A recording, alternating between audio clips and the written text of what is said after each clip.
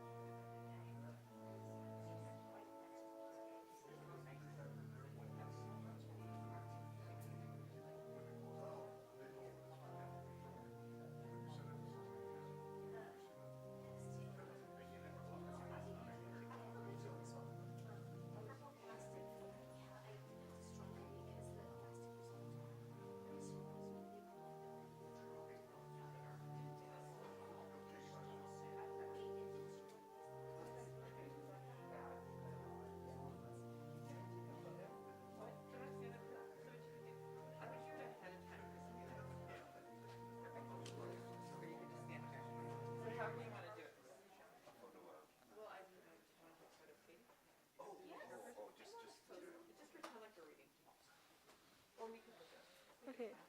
Either one? Okay. You get out of the picture.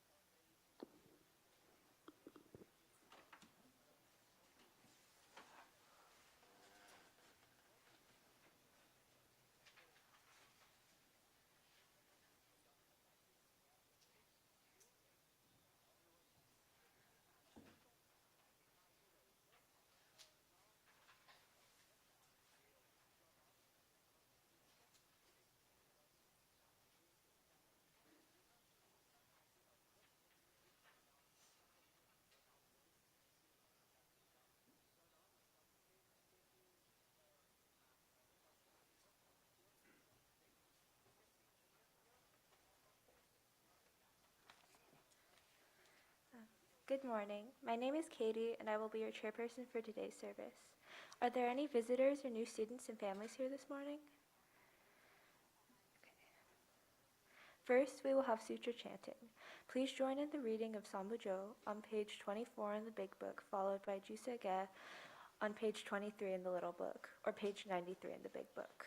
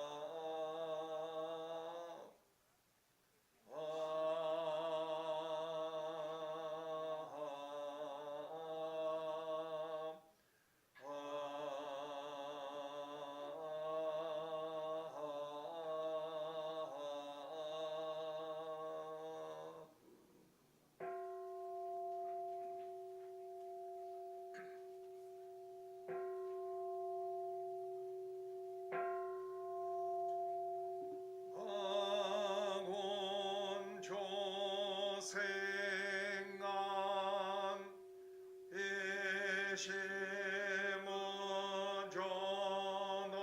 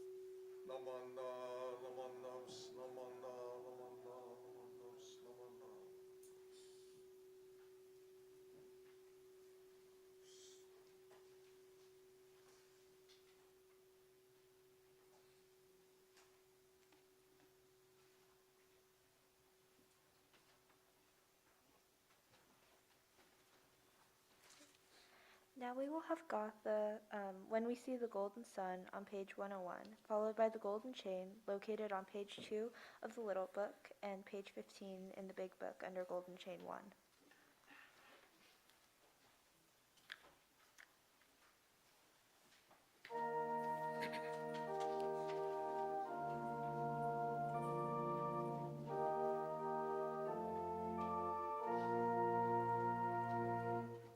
When we see the golden sun shining from above, we are mindful of the Buddha's love. O'er us all his pure compassion spreads its steadfast glow. By his doctrine, wisdom's way to show. When we see the silver moon gleaming in the sky, we remember still our Lord is nigh. By his blessed law to guide us through this earthly night, out of sorrow into joy and light.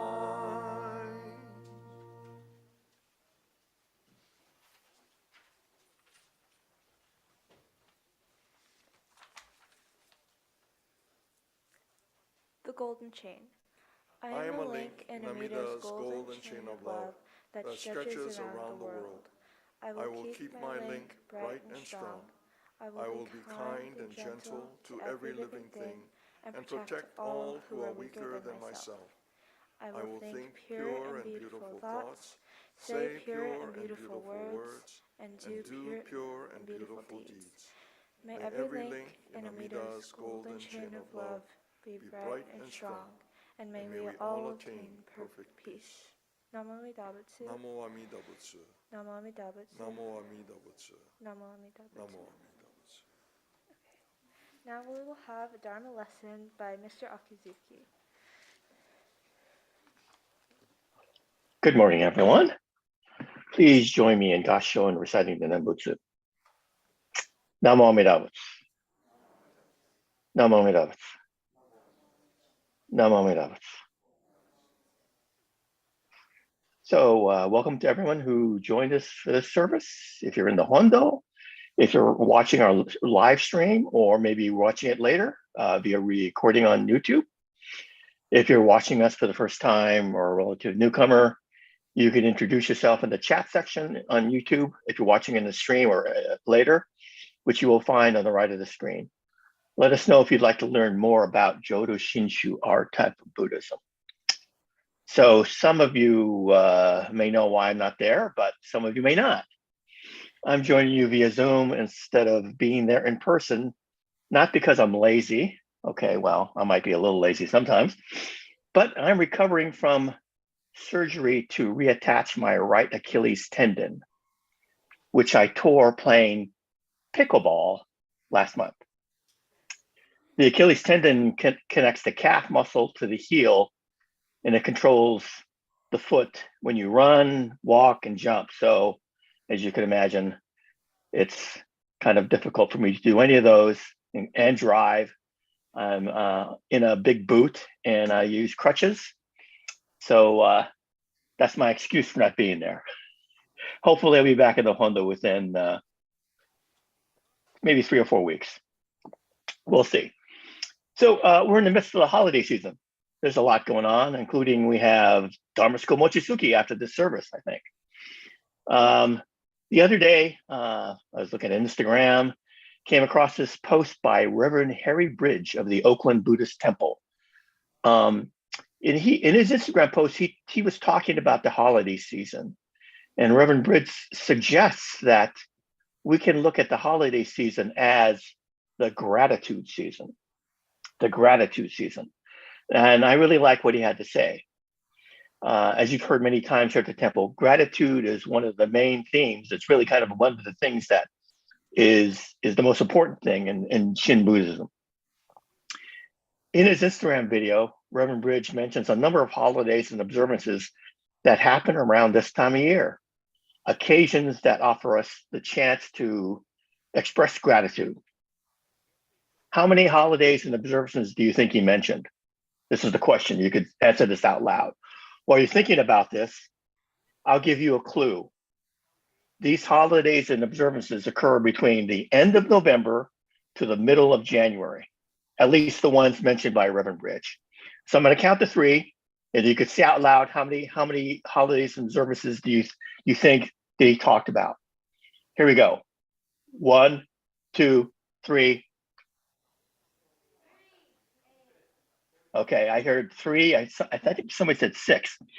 Well, the number of holidays and observances that Reverend Bridge mentions in his Instagram video is 5. So these are 5 holidays and observances that I should have mentioned this earlier, that Shin Buddhists celebrate or observe. The first one comes at the end of November, Thanksgiving. Well, everybody actually celebrates Thanksgiving in the United States. Thanksgiving is all about gratitude, isn't it? We give thanks, show our gratitude for what we have. It's a time to spend with family. Thanksgiving also kind of kicks off this season. What comes next after Thanksgiving? Okay, here's a hint. We had a service for this observance last week. Bodhi Day, that's right. Bodhi Day, December 8th, is the day when Siddhartha Gautama, who grew up a prince in India, became enlightened under a Bodhi tree, and after that was known as Shakyamuni Buddha. He became truly awakened. He could see things as they truly are. We're grateful to Shakyamuni Buddha for his teachings and showing us how we can become enlightened. The holiday that comes next is pretty easy, Christmas. How does being a Buddhist have anything to do with celebrating Christmas? Well, most Buddhists I know do celebrate Christmas. I admit feeling a little conflicted about this while growing up, but I think the spirit of Christmas is something Buddhists can identify with and really kind of embody some of the Buddhist teachings that we have. A year ago, Lion's Roar, a Buddhist magazine, published an article titled, quote, "Have a Very Buddhist Christmas." And it was a series of articles. I think it was 6 or 7 articles by different American Buddhists. And they talk about how they celebrate Christmas. Here's what a Thai American, Ira Sukrongurong, wrote about celebrating Christmas when he was a young boy. He wrote, "On Christmas, my mother played Bing Crosby and Pat Boone throughout the house, their baritone voices reverberating holiday cheer. She sat by the bay windows and hummed and watched winter howl outside. Above her sat a gold Buddha, his eyes breaking from a pleasant dream. My father strung lights around to the entirety of the house, enjoying his respite from the textile factory. Christmas was not a Christian holiday. It wasn't an American one. For my Thai family, 8,000 miles from home, Christmas was our holiday. I didn't know it didn't belong to us displaced Buddhists on the gritty south side of the city. I only knew that the voices of Bing and Pat gave my mother joy. I only knew the care and precision my father took in making our house the brightest on the block. I only knew that when dinner came, we gorged ourselves on basil chicken, green curry, roasted meats from a Chinatown that never closed, and steaming bowls of jasmine rice.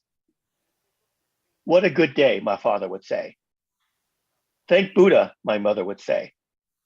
Merry Christmas, I would say, looking toward the fireplace in the hopes of a fat man emerging with presents. Very nice story, I think. So in that story, Merry Christmas and thank Buddha, all in there together. How about that? He and his family celebrated Christmas and expressed their gratitude to Buddha. It seems to me that's a very Buddhist way of looking at Christmas. A week after Christmas comes New Year. That is also a time when we gather with our families and we greet the New Year. We also express our gratitude for all the things that happened to us in the previous year and all the things we look forward to in the coming year. Now, that leaves the fifth holiday or observance. Any guesses? This might be the hardest one. Any guesses out there? Oh, somebody said Ho'onko. That's right, Ho'onko. This is the last one Reverend Bridge talked about in his Instagram video. On Ho'onko, which is January 16th, we remember Shinran, who passed away on that day in 1263.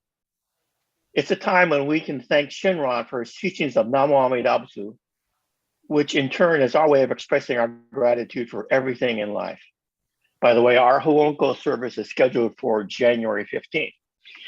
And Ho'onko in Japan, Ho'onko is a pretty big deal. It's probably, and Rinban can talk, maybe verify this. I think Ho'onko is basically the most important service that happens, at least in Japan.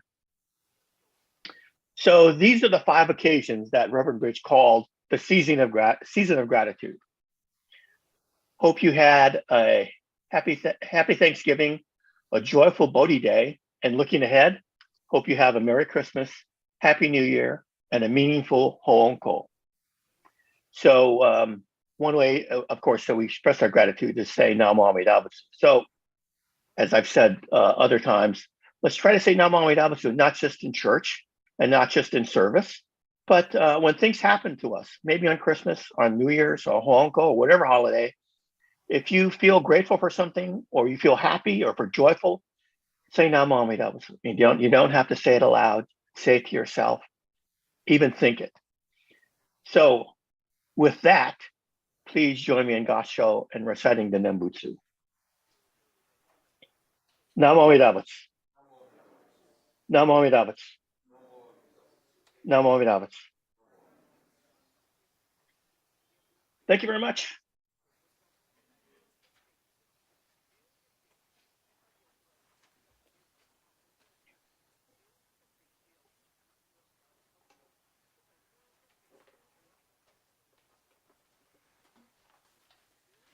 Thank you to Mr. Akizuki. We will now have Gatha Sayonara on page 103, followed by the promise located on page 5 in the little book and page 15 in the big book.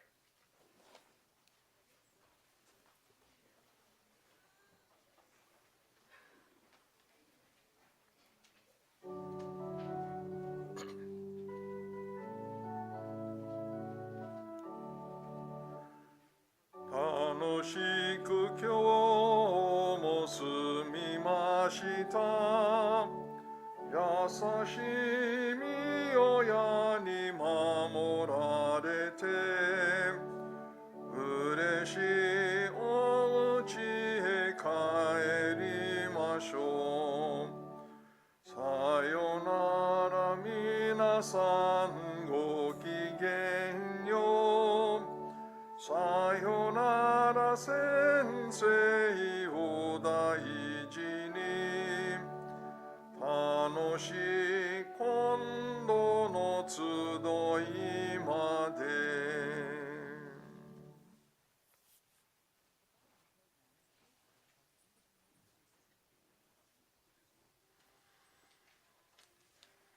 The promise. We thank the Thank the Buddha Buddha for showing us the way of freedom. We We will endeavor to walk in his noble path every day of our lives. Namo Amida Butsu. Namo Amida Butsu. Namo Amida Butsu. Namo Amida Butsu. Namo Amida Butsu. Namo Amida Butsu. Okay. Thank you to Rinban Sakamoto, Mr. Akizuki, Mrs. Tanabe, and Mr. Jones, and to Organist Mrs. Jones. Are there any announcements? Well, our announcers are coming up.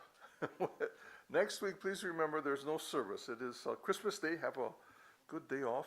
Enjoy yourselves. The following, this is actually the last Sunday service of the year. The following Sunday is New Year's. So we'll have a service in the annex on New Year's Day. On New Year's Eve, there will be a service at 7 o'clock here in the Hondo. Junirai service. Yes, Junirai service will be observed here in the Hondo at 7 o'clock. So please come and join us for that. And then again, on New Year's Day, we'll observe a New Year's Day service in the annex from 10 o'clock. So please plan to come and join us for those services. Again, so next week, no services. Please enjoy the holiday.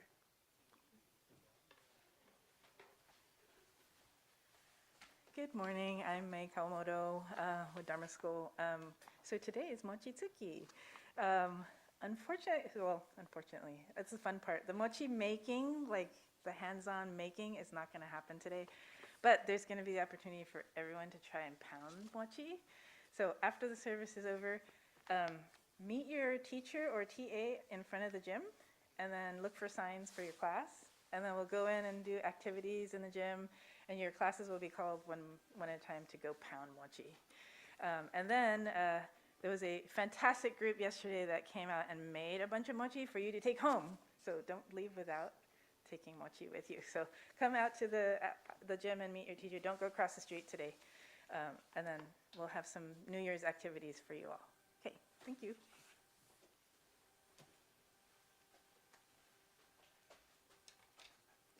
Thanks, Dennis, for that message. And I feel all of a sudden my wife gave me a bad time about wearing my shirt with Santa Clauses on it. Now I don't feel so bad.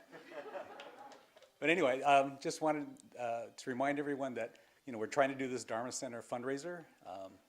Hopefully you can take advantage of the tax advantages before the end of the year. You have another week to do that. And I promise this is the last time you'll see me doing this year.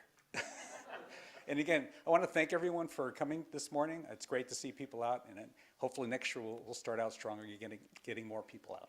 Thank you very much.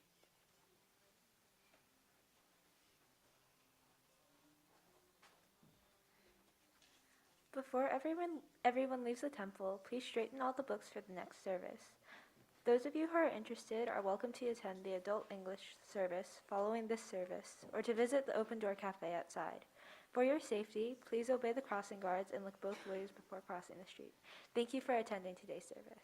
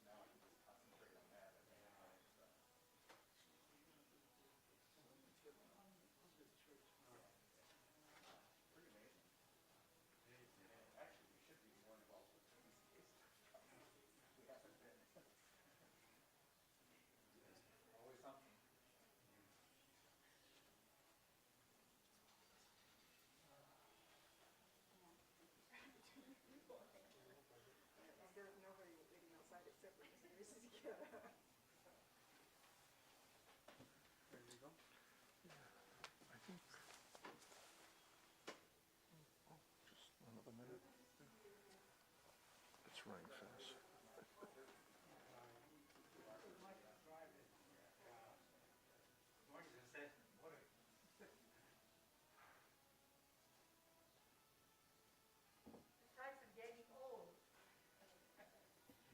I'm starting to pay that same price. Yeah,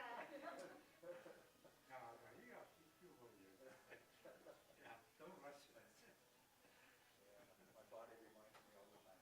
But it should keep yourself when you fast. Yeah. Before you go, gee, where did the time go? You know?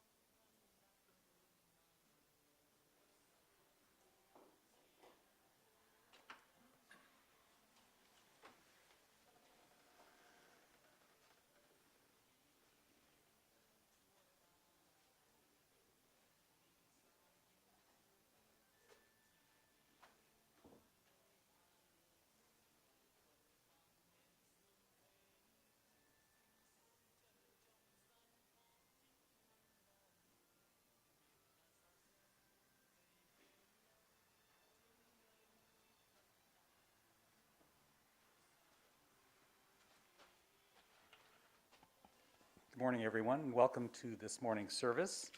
We will begin this morning's service with opening meditation, followed by sutra chanting Junirai on page 67 in the large service book and page 20 in the Dharma School service book.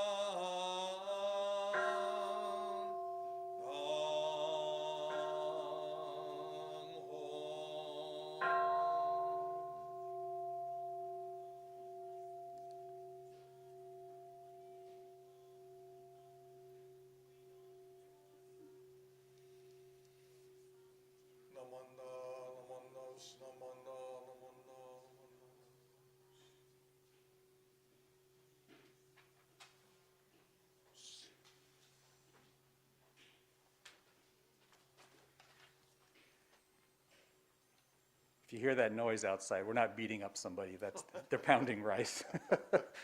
It's pretty loud, I was pretty surprised.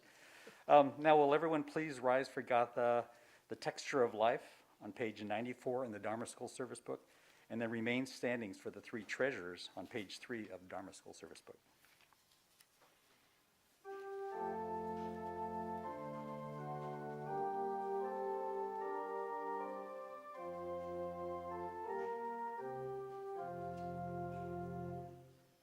The texture of the life to be, we weave in colors all our own, and in the realm of destiny, we reap as we have sown.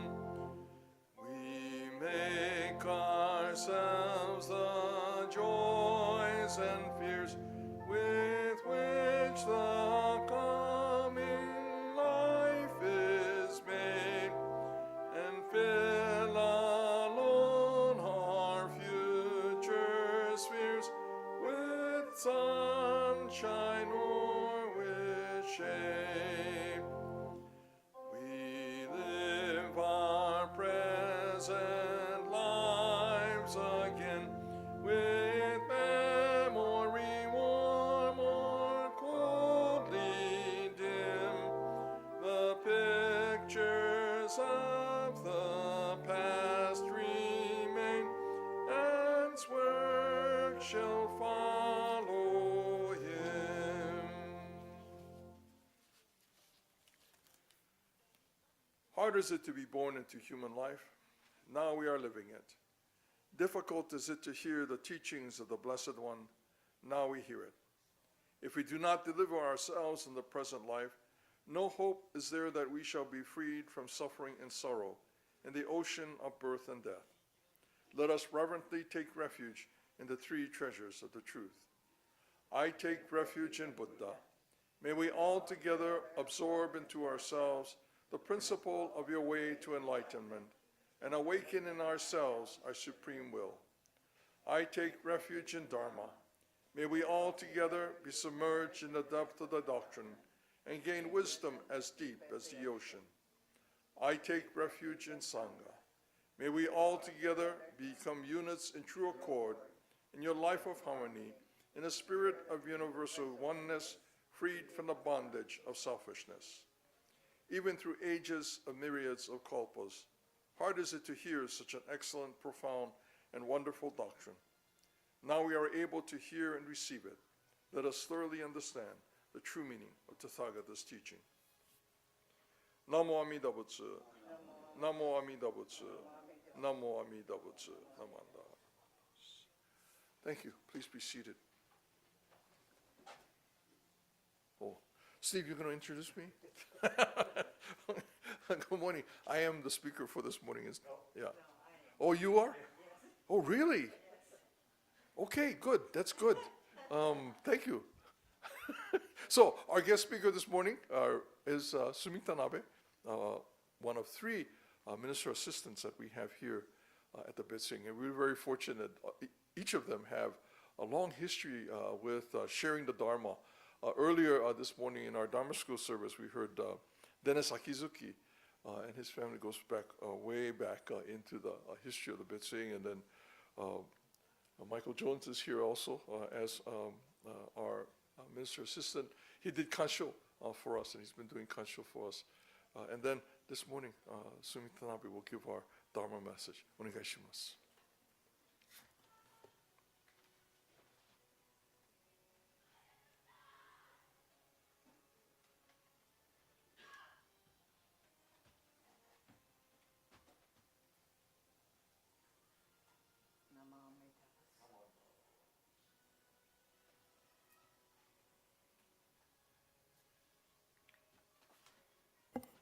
Good morning. Can you hear me with my mask on? Okay, I can't wear the other kind that Michael Jones and Zimba has on because my ears are, I don't know, there's something wrong with my ears. It just not stay on. so I have to resort to this kind of mass. Good morning to you in the Hondo and those of you who are at home. Please join me in Gassho. This is from the Dhammapada, the saying of the Buddha. To straighten the crooked, you must first do a harder thing, straighten yourself. Namo Amida Butsu. Namo Amida Butsu. Namo Amida Butsu. Today, I would like to talk about a topic that may be difficult to hear, but we must talk about it for education, for healing, and for compassion. You have heard me talk in the past about Buddhism's 3 poisons: gas, greed, anger, stupidity. Domestic violence has one or more of these poisons. It's been going on for many years, oftentimes in secret. How many of you know someone who had experienced or been a victim of domestic violence? None of you? Then, oh, one of you, okay. I have. And this was over 50 years ago, way before we had computers and, of course, cell phones. But it's still kind of in my memory. I was taking some fun classes at De Anza College, which is about 10 minutes from my home. And my neighbor wanted me to exchange babysitting with her. She had 3 children, and I had 2 at the time. I already had my AA degree, but she wanted to go back so that she can get some courses done towards her major in nursing. So I agreed to exchange babysitting with her. And one day, I was walking across the campus, and this strange woman came up to me and said, "Are you Sumi Tanabe?" I said, "Yes," and I looked at her closely. I didn't recognize her at all, but sometimes I may met someone and forgot about, but I'm sure I would have remembered this face. She said that she was a community activist from Sunnyvale, and she had this project she wanted to do, and she found an instructor at De Anza College who had some grant money. So Beatrice was able to pair up with her, but she needed some help, and so somebody told her about me, and so I agreed to help.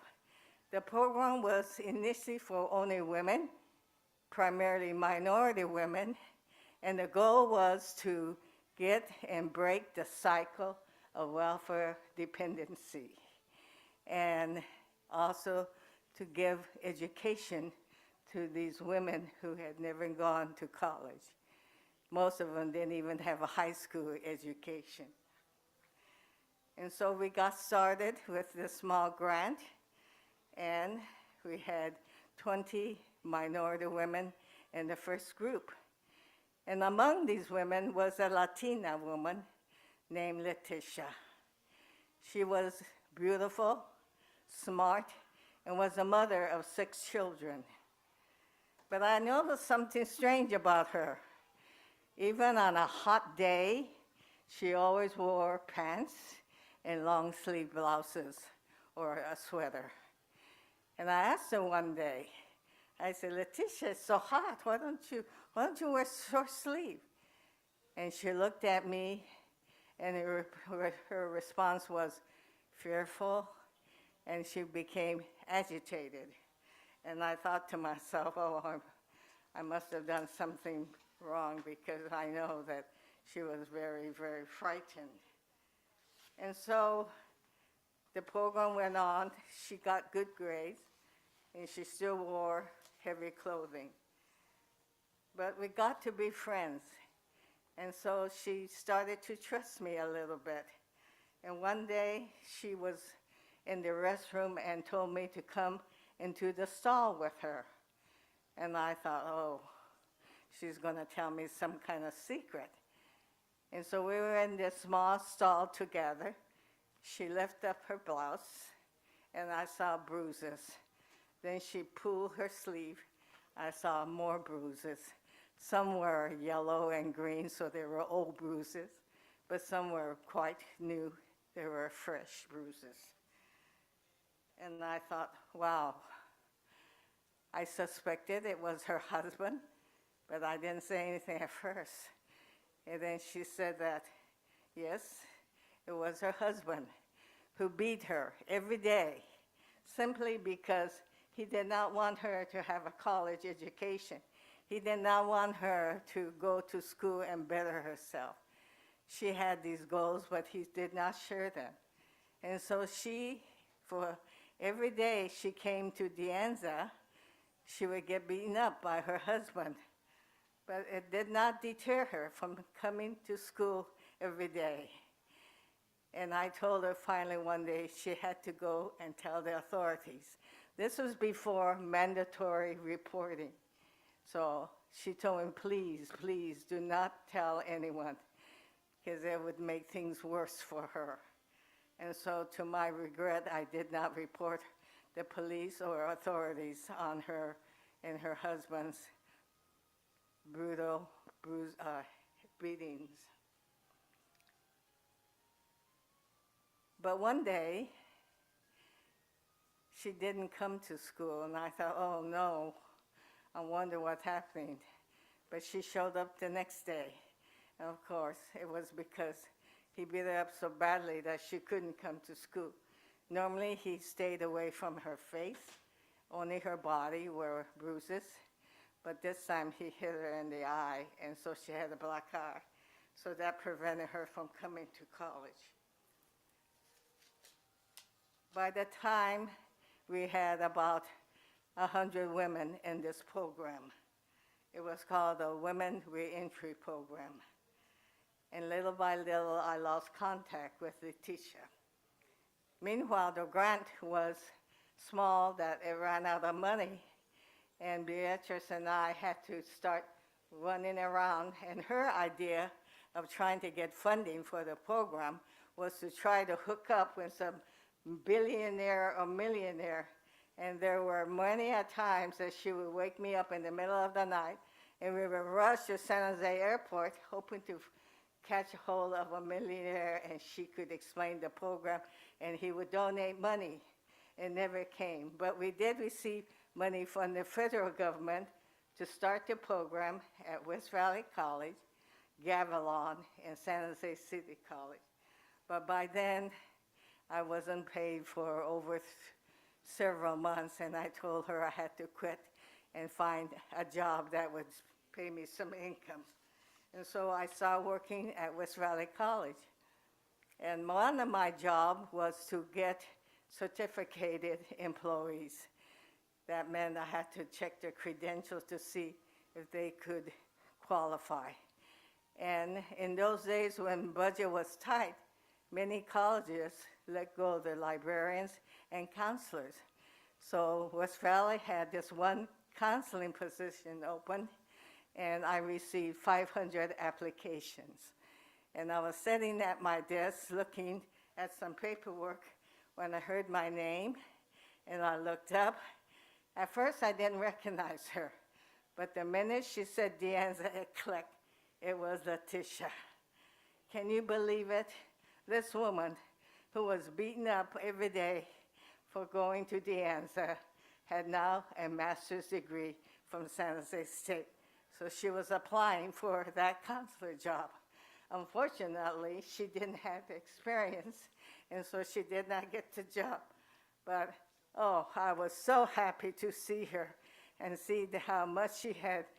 And she told me, of course, she had divorced her husband and that she was happier now than any time of her life. And I wished her luck. I hugged her, and we both cried. But for every successful story like Letitia, there are so many who fall by the wayside.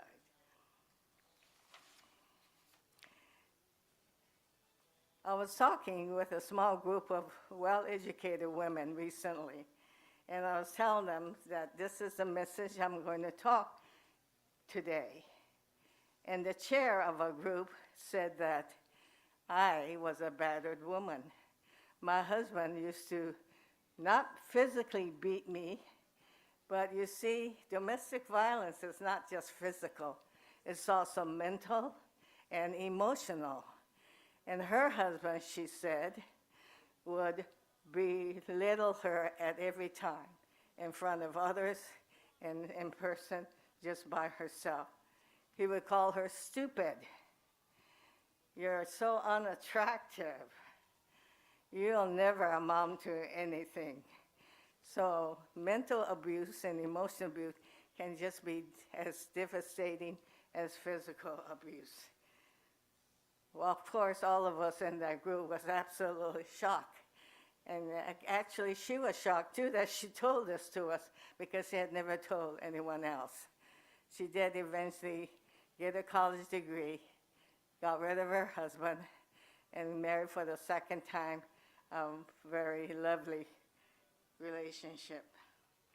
You read in the newspapers every day about domestic violence. Some recent ones have been about athletes and coaches, some on celebrities. One would think that domestic violence is caused by low income and uneducated people, but not so. There have been many cases and reports of domestic violence caused by people highly educated and physicians. The long pandemic that we have been experiencing has made the situation worse, especially during the early years when the pandemic started. People were stuck at home, and many more cases of domestic violence were reported. The Santa Clara Domestic Violence Council was established in 1991 to act as an advisory capacity to the Board of Supervisors to assess safety and restoration for activities of domestic violence and accountability for batterers. In 2010, in our county, there were 5 deaths. In 2013, there were 11 deaths, and the death count continued to rise. My neighbor and good friend was a professor of law enforcement, San Jose State. His two sons also became law enforcement officers. Peter would tell me stories of cases in which the police is often called in to a scene of domestic violence. And the victim insists that everything is fine, even though her face is battered, but she refuses medical help or refuses to blame her spouse. Sometimes the responding officer becomes a victim when the abuser turns violent. There are various reasons why a woman would remain in a toxic relationship. Sometimes we judge the person without really knowing all the facts. The worst time for the victim is when she decides finally to get out, to leave. If you look on the internet today, you will find there are numerous agencies and organizations available to help victims of domestic violence. One such organization is AKI, Asian American for Community Involvement. The organization has been involved in many issues and projects throughout the many years. In 1986, AKI opened a 10-bed emergency shelter, and every year they work with 300 women, children, and men, and field around 1,500 calls over their 24-hour hotline. AKI services include 24-hour hotline and information hotline, 24-hour emergency shelter, peer counseling, individual and group, help with restraining orders, family law and immigration issues, domestic violence education and training for professional and for communities group.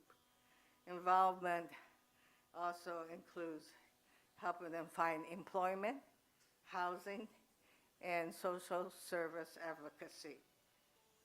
They also work closely with San Jose Family Justice Center, Safe Chat. Each year, our Buddhist Women's Association does a community outreach program to help people in need. BWA women are committed to follow in the footsteps of Lady Takeko Kujo, who was a humanitarian and who co-founded the Buddhist Women Association in Japan.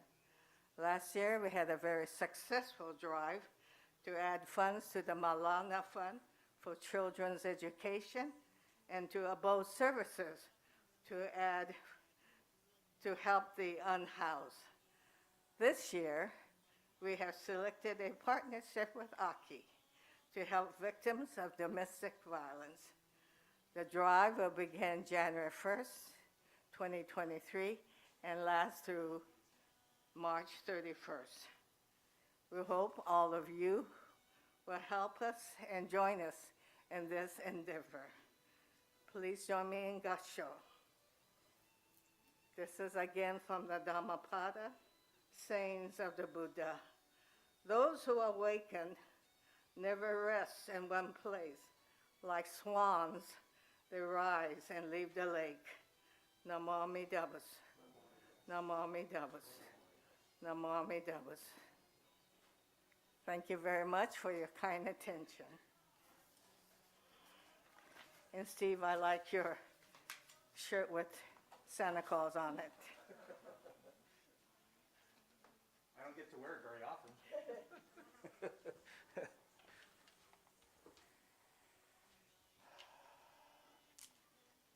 Thank you, Sumi, for their very powerful message. Really hits home. When you hear it from somebody you know, right? Makes a big difference. Now, everyone please rise for Gatha Ondokusan II on page 220 in the large service book and page 76 in the small service book.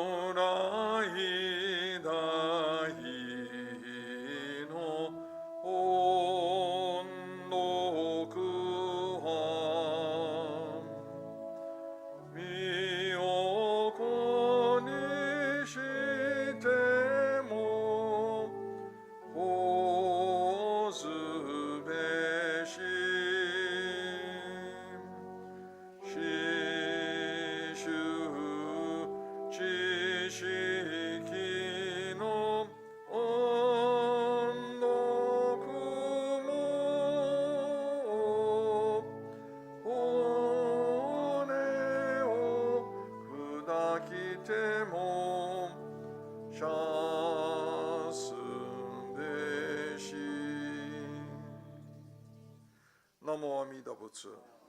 Namo Amida Butsu. Namo Amida Butsu. Namo Amida Butsu. Thank you. Please be seated.